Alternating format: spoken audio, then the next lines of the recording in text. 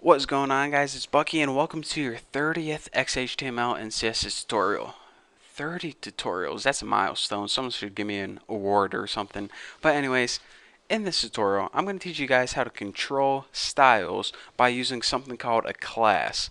Now, what a class is it's similar to a span in the sense that we can affect the same element in different ways. So, let me break this down for you a little more clear.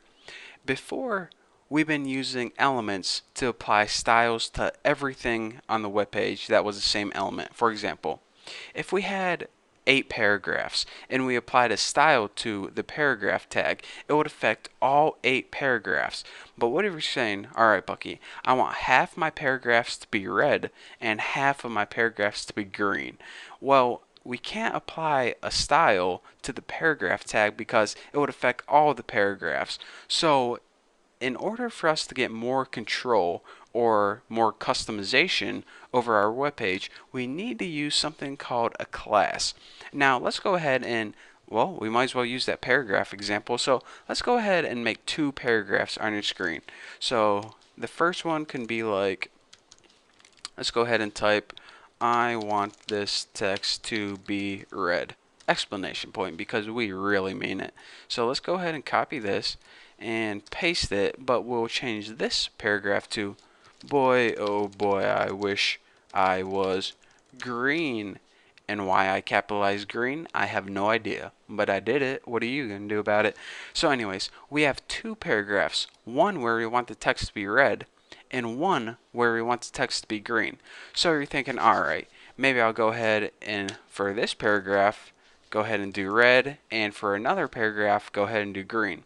But that's not going to work because it's either going to make all your paragraphs red or all your paragraphs green. So what is the solution to this problem? Well, the answer, my friend, you guessed it, is classes. So in order to make a class, here's what you do. The first thing you do in order to tell CSS you're going to be working with a class is put the period or a dot, whatever the heck you want to call it. And now name your class anything you want except a cuss word because that's just rude. So I'm going to name mine red text. By the way, you probably want to name it something descriptive. Where don't name it like baked beans and applesauce because that has nothing to do with the red text. Name it something that you notice what it is. So anyways, go ahead and put your period and then write the name of your class and then inside your curly braces what you want the rule to be. I want color red. So anything that belongs to the class red text is going to have red text. Simple enough. So let's go ahead and add another class. Just so I can show you guys that you can name it anything you want. I'm going to go ahead and name this baby Green Goblins. That sounds like a name from what's that show? Legends of the Hidden Temple. But was Green Goblins even a thing? Let me see. Silver Snake, Purple Penguins or something. And Green Goblins. Might as well. Anyways, like I was saying.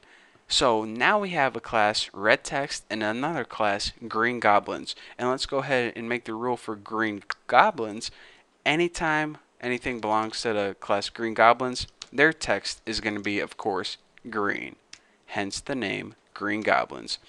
So simple enough. So now you're saying, alright, let's go ahead and save this to see what happens. If we just refresh it, check it out. Our paragraphs are plain old because we didn't apply the class to those paragraphs yet. So in order to do that, here's what you need to do. For this paragraph, since we want this one to belong to the class red text, we need to add an attribute called class, and we need to set it equal to the name of that class. But don't include the period whenever you write it as your XHTML attribute. Just go ahead and drop the period and write the name of your class, which is red text. So go ahead and copy that and paste it in here. So now let's go ahead and save it, refresh, and see what we got. Now this paragraph is the only paragraph that belongs to the class red text. So this is the only paragraph that's going to turn red. So now you can see that we have some more customization. So now if we want this paragraph to belong to the class red text and this paragraph to belong to the class green goblins, go ahead and save this and refresh. We can see that this text is now green. So before this tutorial, we really had no way of segregating the two paragraphs. And you can make them any color you want. I chose red and green. Don't choose black and white because that's just racist. And anyways, like I was saying, we can now segregate the classes and add more customization to the same element.